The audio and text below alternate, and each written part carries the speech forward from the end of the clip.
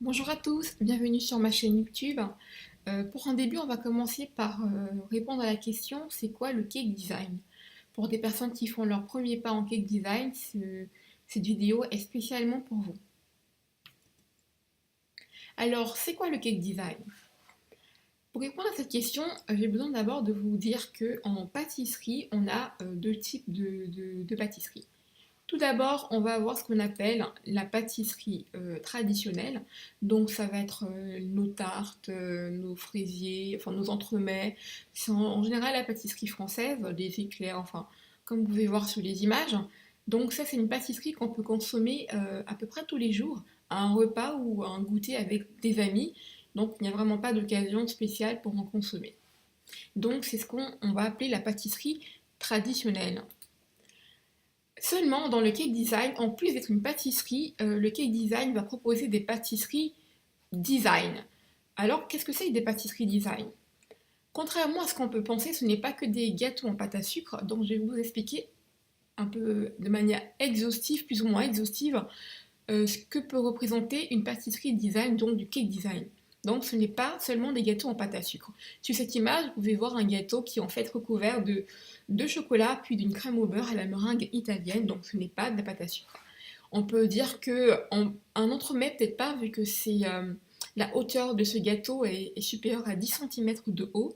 Et si vous savez, en général, les entremets font 4,5 4,5 cm de haut. Là, vous avez un deuxième gâteau qui est aussi du cake design. Et, là, c'est complètement au chocolat noir, avec autour, vous voyez, les petites fleurs en frise, qui est un design africain qu'on appelle les fleurs de mariage, qui ont été faits au chocolat, donc du chocolat blanc qui a été coloré. C'est aussi du cake design. Vous avez ce gâteau, le deuxième, celui avec des pop cakes rouges qui est en fait recouvert de fromage à tartiner, exactement, donc du Philadelphia ou du Saint-Moret. C'est du fromage à tartiner qui a été recouvert, qui a recouvert le gâteau pour le masquer, et ensuite on a appliqué des zestes de noix de coco. Vous avez tout en bas un gâteau qu'on appelle un nude cake, ou en anglais les naked cake. Naked, ça veut dire nu, donc ce sont des gâteaux nus ou semi-nus, comme celui qui est sur l'image. C'est aussi du cake design, donc ce n'est pas du tout recouvert de pâte à sucre. Pourtant, c'est aussi du cake design. Tous ces gâteaux ont en commun ce qu'on peut appeler des layer cakes, c'est-à-dire qu'ils sont formés avec des couches successives de biscuits et de garnitures qu'on verra un peu plus tard dans les diapositives. On a aussi ce gâteau orange qui est recouvert de crème au beurre à la meringue italienne, et autour on a appliqué en fait un montage avec du chocolat blanc qui a été coloré également, comme pour le gâteau avec marqué Awina dessus. Donc là, vous avez un gâteau, celui qui vient de s'afficher, le gâteau tout blanc. C'est un gâteau recouvert de chantilly mascarpone, qui fait aussi plus de 10 cm de haut. Donc du coup, c'est aussi du cake design. Ce n'est pas que des gâteaux recouverts de pâte à sucre, comme j'ai dit tout à l'heure. Là, on a un gâteau qui est entièrement recouvert de crème au beurre à la meringue italienne. En effet, moi, je préfère utiliser la crème au beurre à la meringue italienne que la crème au beurre française, parce qu'elle est beaucoup plus elle est beaucoup plus bonne, enfin c'est un peu, ça se dit pas, elle est plus bonne, et elle est moins écœurante, on va dire ça clairement. Donc voilà. Et ensuite on a un dernier gâteau, celui qui est tout en rose, qui est en fait recouvert légèrement de crème, et sur laquelle on a appliqué ce qu'on appelle du wafer paper. C'est une feuille en papier Avim, en papier de riz. Donc voilà un petit peu ce qu'on peut faire avec ce qu'on appelle cake design, ce qu'on peut faire avec de la pâtisserie design. Là, je n'ai pas présenté de gâteau en pâte à sucre. Donc on va continuer. Comme j'ai dit, donc c'est une pâtisserie qui est aussi design. Au côté de, on va présenter tout de suite la suite. Donc c'est des gâteaux maintenant qui sont en pâte à sucre. Là, il n'y a aucun doute. Et vous voyez bien la différence avec les autres gâteaux, c'est qu'au niveau de la finition, c'est beaucoup plus net, c'est beaucoup plus franc. Et en fait, L'avantage de la pâte à sucre dans le cake design, c'est qu'on peut vraiment pousser beaucoup plus loin les décorations qu'on veut faire sur son gâteau. Donc on peut vraiment exploiter les thèmes des événements, que ce soit par exemple le premier gâteau, c'est un gâteau pour un anniversaire d'une femme avec de la dentelle, avec des petites perles rouges, et la fleur elle est faite en papier un papier azim, c'est ça, donc du wafer paper. Vous avez le gâteau au milieu qui est un gâteau pour hommes ou pour la fête des pères. C'est un gâteau que j'ai eu à réaliser pour un magazine pour la fête des pères. Donc voilà, donc c'est vraiment exploiter le thème, c'est l'avantage de la pâte à sucre en fait. En troisième position, vous avez le gâteau, c'était pour un baby shower vraiment très thématique. Où on ne voulait pas révéler le sexe de l'enfant, donc il fallait faire un gâteau blanc, et à l'intérieur on avait un fourrage qui allait être rose ou bleu, selon le sexe de l'enfant, et les invités ils allaient découvrir le sexe de l'enfant en plein découpe du gâteau, c'est ce qu'on appelle en général les gender reveal, donc c'est vraiment la révélation du sexe de l'enfant pendant la baby shower. Et en tout dernier, vous avez un gâteau corporate, donc c'est un gâteau pour entreprise, et là c'est pour une école, c'est pour une association qui s'appelle Sport dans la ville et EM Lyon pour un programme qui s'appelle Entrepreneurs dans la ville. Donc vous voyez un petit peu ce qu'on peut faire avec de la pâte à sucre qui diffère un petit peu de ce que j'ai présenté précédemment où il n'y avait pas de pâte à sucre, mais tous sont des gâteaux de cake design, tous sont de la pâtisserie design. Donc juste pour vraiment enlever cette fausse croyance comme quoi le cake design c'est uniquement de la pâte à sucre, c'est complètement faux. C'est de la pâtisserie, premièrement, avec, pour laquelle on va avoir un souci d'esthétique beaucoup plus que d'habitude. C'est-à-dire que par rapport à un entremets, on va avoir un souci d'avoir un design qui va respecter le thème et qui sera aussi poussé et aussi fin que la saveur qu'on va aussi mettre à l'intérieur du gâteau. Donc ce n'est pas que de la décoration, c'est avant tout un gâteau qui sera bon, un gâteau qui sera savoureux, un gâteau qui sera apprécié à l'intérieur, mais aussi un gâteau qui sera vraiment top à l'extérieur. C'est un peu la difficulté supplémentaire du cake design et ça prend beaucoup plus de temps, bien évidemment, qu'un gâteau, qu'un fraisier ou qu'un croque-en-bouche, parce que ça prend du temps, la décoration, donc forcément les prix aussi vont refléter cette difficulté supplémentaire qui engendre bien évidemment beaucoup plus d'heures de travail pour l'artisan. Donc, je vais revenir en arrière pour revenir à ma présentation dont j'ai dit que le cake design c'est une pâtisserie design, tout simplement. Maintenant, il faut savoir que dans le cake design, on va devoir faire preuve de créativité dans les recettes du biscuit. C'est-à-dire que on ne pourra pas utiliser toutes les recettes. Par exemple, si on veut utiliser de la génoise, ça va être un peu compliqué vu que ce sont des gâteaux qui ont besoin de plus de tenue, de plus de structure, de plus de solidité. On va essayer de prendre des gâteaux qui vont non pas être trop lourds, qui vont être légers, mais qui ne vont pas s'envoler comme pourrait s'envoler une génoise, même si j'exagère un petit peu. Donc en termes de créativité de la recette, on va avoir il y a une batterie de recettes possibles en cake design. Donc vraiment, c'est au pâtissier de faire son choix et de voir ce qui convient à ses clients. S'il veut un gâteau qui soit léger, un gâteau qui soit dense, qui ait plus de mâche. Donc vraiment, c'est là, pour le coup, chaque cake designer va vraiment trouver sa recette qui va correspondre à ses attentes au niveau de ce qu'il veut comme résultat au niveau du biscuit. Et bien évidemment, le côté supplémentaire par rapport à une pâtisserie traditionnelle, c'est que dans le cake design, on va avoir plusieurs couches de gâteau. En général, on a minimum 3 couches, et en moyenne, on en a 4, qui peut aller jusqu'à 5 selon la hauteur finale du gâteau. Donc, d'où l'avantage, enfin, d'où le fait qu'on va appeler ça des structures en layer cake, c'est-à-dire en couches superposées, qui vont donner de la hauteur au gâteau. Donc, on a besoin de créativité au niveau de la recette du biscuit, mais on a également besoin de créativité au niveau de la texture des fourrages, c'est-à-dire ce qu'on va mettre entre les couches de biscuit. Ça va être également un travail que le pâtissier cake designer va devoir trouver Pourquoi? Parce que comme ce sont des gâteaux qui demandent de la structure, qui demandent d'être solides, il faudrait que les textures ne soient pas trop liquides, sinon elles vont mouiller le biscuit et le biscuit ne va pas tenir et ça va se ramollir et la coupe ne sera pas géniale au moment de la dégustation. Donc, il faut trouver des textures qui vont être entre les deux, non pas trop rigides, denses, parce qu'il faut quand même que ça soit, comment dire, que lorsqu'on passe sa cuillère ou sa fourchette, qu'on puisse vraiment couper sans trop de difficultés le gâteau et sa garniture.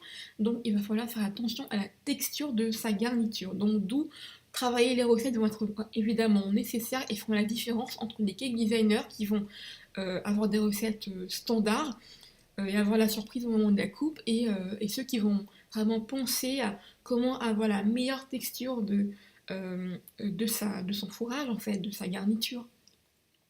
Et bien évidemment, on peut l'agrémenter avec plein d'autres choses. Alors là, c'est vraiment libre cake designer qui va faire preuve de créativité en sachant comment garnir ses gâteaux. Donc par exemple, là sur l'image, vous avez en fait des amandes caramélisées avec une ganache pralinée. Donc sur la photo du bas, tout en haut, c'est une crème caramélisée. Donc voilà. Donc vraiment, on peut mettre des fruits pas congelés bien évidemment, mais des fruits frais. Parce que les fruits qui vont être surgelés vont être des fruits qui vont rendre de l'eau. Et cette eau-là va mouiller le biscuit. Et ce biscuit va être encore plus fragilisé. Il ne pourra pas garder la structure dont on a besoin pour monter le gâteau qu'on verra plus tard. Donc vous voyez, c'est vraiment beaucoup de réflexion, beaucoup de réflexion au niveau non seulement de la saveur des biscuits, de la saveur des fourrages, mais également de la texture. Donc c'est vraiment beaucoup de connaissances. Je trouve que c'est encore plus difficile que des pâtisseries traditionnelles, bien évidemment, d'où le fait d'être vraiment formé et d'être au courant de toutes les étapes pour ne pas avoir des mauvaises surprises, parce que le plus gros, c'est que le gâteau peut tout simplement s'écrouler pendant le transport et si c'est un mariage, c'est un peu compliqué, ne vous le fais pas dire, d'avoir ce genre de mauvaises surprises pour un événement. Donc, on a vu la texture des fourrages. Maintenant, on va voir le point suivant qui va être le montage et le recouvrement du gâteau. Bien évidemment, il faudra du matériel. Je vais vous montrer juste brièvement un petit peu comment se passe en fait un montage. Donc là, ce sont des photos que j'ai pu prendre lors de mes ateliers en présentiel avec mes élèves. Vous voyez que là, l'élève avait commencé à empiler deux couches. Donc la première couche de biscuits, autour on met ce qu'on appelle un boudin en guillemets qui va permettre d'empêcher la garniture qui sera au centre de pouvoir s'échapper parce qu'on a besoin après de lisser le gâteau comme sur la photo du haut. Là, c'est un recouvrement avec une ganache au chocolat, mais sachez qu'on peut également recouvrir les gâteaux avec une crème au beurre. L'avantage, c'est que ça revient un petit peu moins cher au niveau du rapport, au niveau du prix. Après, ça dépend aussi de ce qu'on veut apporter comme saveur. Donc, là, c'est aussi au cake designer de voir ce qu'il utilise comme recouvrement. Et c'est un recouvrement qui sera en dessous des gâteaux en pâte à sucre, bien évidemment. Pour les gâteaux en pâte à sucre, on ne pose jamais la pâte à sucre directement sur le gâteau qui n'est pas préalablement recouvert de ganache ou de crème au beurre. Donc c'est une petite parenthèse très importante. Donc voilà un petit peu comment on va faire pour monter les gâteaux, le gâteau couche par couche, layer par layer. C'est pour ça qu'on appelle ça des layer cakes. Donc voilà un petit peu pour cette étape. Ensuite, après le montage vient le recouvrement, donc on va recouvrir le gâteau de pâte à sucre, donc j'ai passé cette étape-là, et on aura besoin de techniques, parce qu'on est, bien évidemment, il y a infiniment de techniques en cake design, si vous voulez des perles, des dentelles, des strass, des fleurs, enfin des frises, c'était vraiment illimité au niveau du niveau de décoration, et là, la difficulté pour le cake designer, ou bien pour celui qui veut juste faire un gâteau pour se faire plaisir ou pour faire plaisir à ses proches, ce sera de trouver son style. Parce que dans cet univers de possibilités, savoir quel style vous plaît, est-ce que vous aimez les gâteaux plutôt avec des mottelages, ou des gâteaux plutôt très épurés, ou des... Voilà, donc vraiment trouver votre style, c'est un petit peu ce que je peux dire sur ce point-là. Donc, j'en reviens sur la diapo suivante. Donc trouver son style. Trouver son style, ça veut dire qu'il faudra savoir ce que vous voulez au niveau de la finition, au niveau de la décoration et bien évidemment aussi au niveau de ce que la personne qui célèbre l'événement souhaite. Ça va s'accorder bien évidemment au thème de l'événement, à la célébration si c'est un mariage, un anniversaire, un baby shower ou une fête d'entreprise. Les événements sont infinis, les raisons de célébrer quelque chose sont illimitées, donc vraiment il faut s'adapter au thème. Là c'est pour un petit peu vous montrer les différentes possibilités au travers des croquis. En général je fais des croquis qui sont pour les événements, pour les mariages, donc des croquis qui vont permettre d'avoir quelque chose de contractuel pour savoir où est-ce qu'on va pouvoir se diriger au niveau de la décoration du gâteau. Sans croquis, c'est compliqué parce on peut vraiment perdre beaucoup de temps à savoir quelle décoration faire. Comme les possibilités sont infinies, on va vouloir faire plein de choses, changer d'avis à tout moment. Donc du coup, avoir un croquis, ça permet aussi de se figer, de se dire bon, je vais faire ça et je m'arrête là. Parce que sinon, on peut faire tellement de choses différentes que si on est très créatif et que si on aime faire son travail, on va perdre beaucoup de temps à se faire plaisir, à vouloir faire des choses vraiment qui sortent un peu du commun, surtout quand on a carte blanche sur un événement. Donc là, vous avez un design avec un bas qui est un petit peu un design de tissu africain. Là, vous avez un design très standard avec des fleurs et des rubans sur chaque étage. Là, c'est un design de gâteau mi-recouvert, en fait, avec des petits fruits et une fleur au-dessus. Donc voilà, c'est vraiment à chaque cake designer qui va trouver son style et qui va discuter avec son client pour savoir exactement ce qu'il aime et ce qu'il souhaite aussi comme décoration pour son gâteau.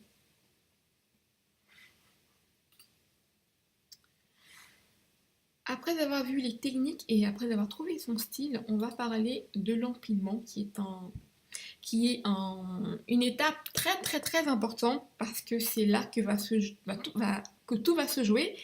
Et c'est aussi un point de non-retour parce que si on se loupe à cette étape-là, bah, on risque un accident, on risque un écroulement du gâteau. Et je vous avoue que c'est un petit peu déprimant quand ça arrive à quelqu'un, quand ça nous arrive. Donc pour l'empilement, je vais faire assez simple. Je vais vous présenter d'abord. Donc là, vous avez tout en haut la photo de comment est-ce qu'on les empile, bien évidemment, mais il faut savoir qu'on n'empile pas les gâteaux les uns sur les autres sans avoir mis ce qu'on appelle des dowels, des tiges. Comme vous pouvez le voir sur cette photo avec la tige violette, c'est qu'il y a sur chaque étage, on va mettre des tiges dont le nombre va dépendre du nombre d'étages qui va être au-dessus de lui. Donc par exemple, vous allez voir l'étage du bas en général, on met beaucoup plus de tiges, l'étage du milieu on en met un petit peu moins, l'étage du dessus on n'en met pas du tout parce que il ne sera pas un support, il ne portera aucun étage sur lui. Et on met bien évidemment une tige centrale qui va transpercer tous les niveaux pour pouvoir permettre que le gâteau ne puisse pas bouger pendant le transport. Donc voilà, sur un vrai gâteau, un petit peu ce que ça peut donner. Et sous la photo finale, la grande photo avec la tige centrale rouge, vous voyez un petit peu ce que c'est que le staking en anglais, on appelle ça du staking, et en français on appelle ça de l'empilement. Donc on empile les étages les uns sur les autres avec une certaine structure. Donc c'est de la physique, hein. Il faut savoir que si les dowels, qu'on appelle les bâtons, ne sont pas bien droits, s'ils sont inclinés, ils vont fragiliser la structure du gâteau, ce qui peut risquer un écroulement lors du transport ou tout simplement quand le gâteau sera posé sur lui-même. Donc c'est vraiment une étape hyper importante dont il faut vraiment se former, avoir tout le matériel nécessaire et faire tout ce qu'il faut pour éviter un écroulement du gâteau durant le transport ou durant la présentation du gâteau sur le lieu d'événement. On a vu l'empilement, maintenant je vais vous parler pour terminer de la découpe. En effet, on peut avoir des découpes qui vont être propres et celles qui ne vont pas être propres. Pourquoi cette différence? Tout d'abord, il faut savoir que pour avoir une découpe de gâteau qui sera propre, ça va se jouer sur la texture du fourrage à l'intérieur du gâteau. Si le gâteau a été trop humidifié par un fruit, par des morceaux de fruits qui ont été surgelés, qui vont rendre de l'eau, ça fragilise le biscuit va être mou, il va se décomposer et on n'aura pas une belle coupe. Si on a une garniture qui est trop liquide, qui va mouiller aussi le biscuit il sera trop humidifié, on n'aura pas une belle coupe. Donc bien évidemment, la coupure finale qui va être présentée sur les plats des convives, elle doit être jolie, comme le gâteau l'a été. Donc c'est un petit peu dommage de louper cette étape-là. Et elle va surtout dépendre de la texture de votre fourrage à l'intérieur du gâteau. D'où l'intérêt de vraiment travailler ces recettes et d'avoir des fourrages qui ont une bonne texture, qui ne sont pas trop sèches, qui ne sont pas trop denses, mais qui ne sont pas non plus liquides. C'est un petit peu le principe.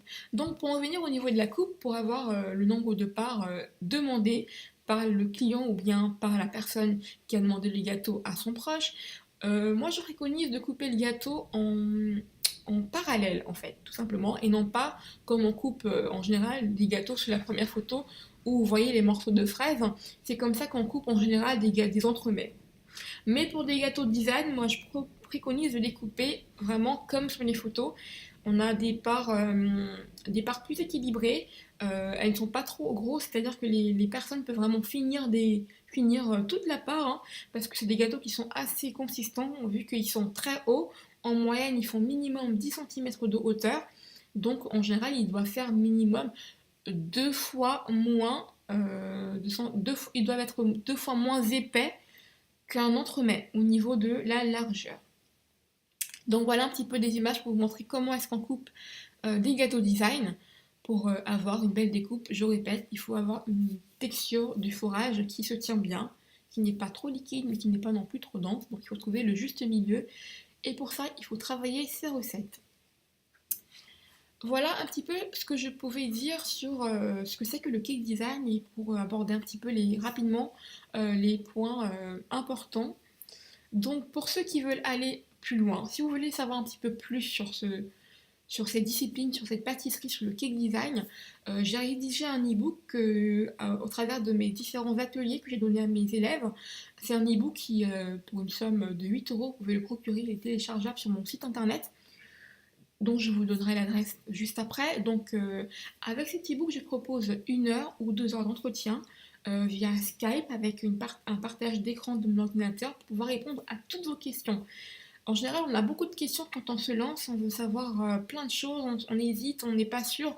Du coup, n'hésitez pas à prendre ces options-là si vous en sentez le besoin.